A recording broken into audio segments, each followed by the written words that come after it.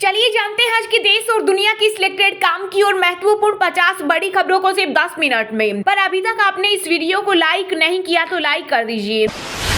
लोकसभा चुनाव 2024 को लेकर बीजेपी का मेगा प्लान हुआ तैयार। पेन इंडिया मिशन पर जुटी मोदी सरकार। 18 जुलाई को होने वाली एनडीए की महाबैठक में दिखेगा बीजेपी का असली ट्रेलर। यूपी के गाजियाबाद की 7 सड़कों पर 1000 सीसीटीवी कैमरे, 25 ड्रोन की भी होगी तैनाती। योगी सरकार ने कांवड़ यात्रा की सुरक्षा के किए पुख्ता इंतजाम। फ्रांस से करीब 300 राफेल विमान खरीदेगा भारत। इंडियन नेवी में होगी तैनाती। पीएम मोदी की 13 से 14 जुलाई को होने वाली फ्रांस की यात्रा में होगी डील। केंद्रीय मंत्री स्मृति ईरानी ने राहुल गांधी पर बोला हमला, कहा लोगों को मौत के घाट उतारने वालों के साथ हाथ मिला रही कांग्रेस। कहा राहुल गांधी को मौत का खेल पसंद। दिल्ली में भारी बारिश से टूटा पिछले 4 दशक पुराना रिकॉर्ड। सीएम अरविंद केजरीवाल ने मंत्रियों, मेयर और अधिकारियों को दिए प्रभावित इलाकों में पहुंचने के निर्देश। वंदे भारत एक्सप्रेस ट्रेन अब केसरिया रंग की होगी। रेल मंत्री अश्विनी वैष्णव बोले नया कलर। तिरंगे से प्रेरित नई ट्रेन में 25 बदलाव भी किए गए। समान नागरिक संहिता से अधिकारों के हनन का डर। यूसीसी को लेकर कांग्रेस नेता शशि थरूर बोले हिंदू कोड बिल लाने में भी लगे थे 9 साल। 50% अग्निवीर हो सकते हैं स्थायी कैडर में शामिल। सेना तैयार कर रही योजना। मौजूदा नियम के अनुसार सेना में 25% ही अग्निवीरों को स्थायी कैडर में शामिल किया जाता है। मुस्लिम धर्मगुरु मोहम्मद अल ईसा आ जाएंगे भारत। प्रधानमंत्री नरेंद्र मोदी सहित कई नेताओं से करेंगे मुलाकात। तमिलनाडु के श्रीहरिकोटा में हर तरह के कंस्ट्रक्शन पर लगी रोक। 14 जुलाई को लॉन्च होगा भारतीय अंतरिक्ष अनुसंधान संगठन का मिशन चंद्रयान 3। हिमाचल प्रदेश में बारिश का कहर। बद्रीनाथ नेशनल हाईवे सहित 736 सड़कें बंद। 1743 जगह बिजली गुल। पिछले 24 घंटे में 5 लोगों की मौत। भारत एशिया कप खेलने नहीं आया तो पाक भी नहीं खेले जाएगा वर्ल्ड कप। पाकिस्तान के खेल मंत्री एहसान मजारी ने दी धमकी। बिना टिकट ट्रेन में ट्रेवल करने वाले यात्रियों की संख्या में आई गिरावट। रेलवे ने 3 महीने में वसूला 6.71 करोड़ का जुर्माना। यूपी में खराब रहा बीजेपी का जनसंपर्क अभियान। कई नेताओं से खफा आला कमान, सौंपा नया टास्क। मौसम में सुधार होने पर पहलगाम से फिर शुरू हुई अमरनाथ यात्रा। भक्ति में झूमे श्रद्धालु 3 दिन से स्थगित थी। पीएम मोदी ने भरी बरसात में राजस्थान के बीकानेर में साइकिल सवारों के साथ किया रोड शो।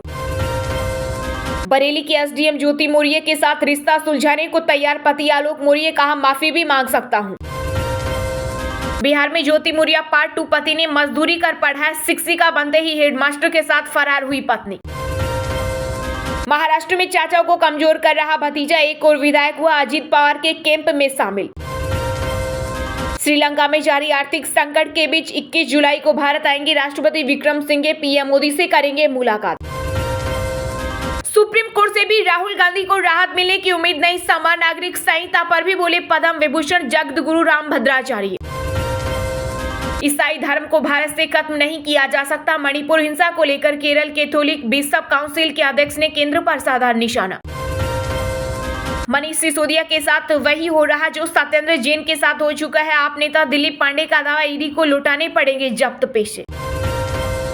भूलो माफ करो और आगे बढ़ो। राजस्थान के पूर्व डिप्टी सीएम सचिन पायलट ने मानी कांग्रेस अध्यक्ष मल्लिकार्जुन खड़गे की सलाह। तमिलनाडु के 13 मछुआरों को श्रीलंका की नौसेना ने किया अरेस्ट। समुद्री सीमा पार करने का लगाया आरोप। मुख्यमंत्री पुष्कर सिंह धामी ने उत्तराखंड आए शिव भक्त कांवड़ियों के धोए पैर। कहा सेवा करना पुण्य का काम। कनाडा में भारतीय दूतावास के सामने इकट्ठा हुए खालिस्तानी समर्थक भारत वंशियों ने तिरंगा लहराकर दिया मुंहतोड़ जवाब। जम्मू के पूंछ जिले में नदी में आई अचानक बाढ़ में बही सेना के 2 जवानों का मिला शव। गश्त पर निकले थे सैनिक। महाराष्ट्र की राजनीतिक उठापटक पर बोले उद्धव ठाकरे। अब देखते हैं कि बीजेपी अपनी नई टोली को कैसे संभालती है। एक बार फिर पाकिस्तान को मिला करारा जवाब। बीएसएफ ने अमृतसर सेक्टर में मार गिराए ड्रोन। इस साल कुल 27 को किया नेस्तनाबूद। सेहत से जुड़े अहम सवालों के जवाब देगा गूगल का नया AI model. Chat GPT board से भी होगा तेज। राजस्थान में घूमने जाने वाले यात्रियों के लिए बड़ी खुशखबरी। जल्द ही बिना टिकट पर्यटक स्थलों में मिलेगा प्रवेश। पर्यटकों को एक ही स्मार्ट कार्ड के माध्यम से कई स्मारकों और परिवहन सुविधाओं का मिलेगा लाभ। राज्यसभा चुनाव के लिए फिर नामांकन दाखिल करेंगे विदेश मंत्री एस जयशंकर। 18 अगस्त को खत्म हो रहा है कार्यकाल। पाकिस्तान में भारी बारिश ने मचाया कहर, 76 लोगों की मौत, 133 घायल। पिछले साल की तरह भीषण बाढ़ आने की आशंका। पहले पीटा फिर उठक बैठक कराकर चटाई चप्पल। यूपी के सोनभद्र में लाइनमैन ने दलित युवक के साथ की बदसलूकी। वीडियो वायरल होने पर आरोपी गिरफ्तार, नौकरी से भी किया गया बाहर। बंगाल में चुनावी हिंसा को लेकर स्मृति ईरानी का सवाल पूछा, मौत का खेला राहुल गांधी को स्वीकार है। पंजाब में भारी बारिश ने मचाया कहर, चंडीगढ़ में 23 साल पुराना टूटा रिकॉर्ड, सूखना लेक के खोलने पड़े गेट। छत्तीसगढ़ में चलने वाली सभी बसों में लगेगा पैनिक बटन और जीपीएस। निर्भया कांड के बाद बघेल सरकार ने लिया फैसला, एक बटन दबाते ही आपके पास पहुंच जाएगी पुलिस। हरियाणा की उचना विधानसभा सीट पर मचेगा घमासान, अब्बे चौटाला का दावा, इनेला का ऐसा उम्मीदवार उतारूंगा जो बनेगा अगला सीएम। उत्तर भारत के कई राज्यों में आफत बनी बारिश, दिल्ली, उत्तराखंड, हिमाचल प्रदेश में रेड अलर्ट, राजस्थान में 4 लोगों की मौत। केंद्रीय अर्धसैनिक बलों के लाखों जवानों का ओपीएस का सपना टूटा, केंद्र सरकार ने सुप्रीम कोर्ट से लिया स्थगन आदेश। मध्य प्रदेश के सीएम शिवराज सिंह ने लाडली बहनों को दिया संदेश, कहा 10 जुलाई को खाते में आएगी दूसरी किस्त। अग्निपथ स्कीम से युवाओं का हुआ मोह भंग, बीच में ट्रेनिंग छोड़ने वाले अग्निवीरों से खर्च वसूलने की तैयारी में सेना।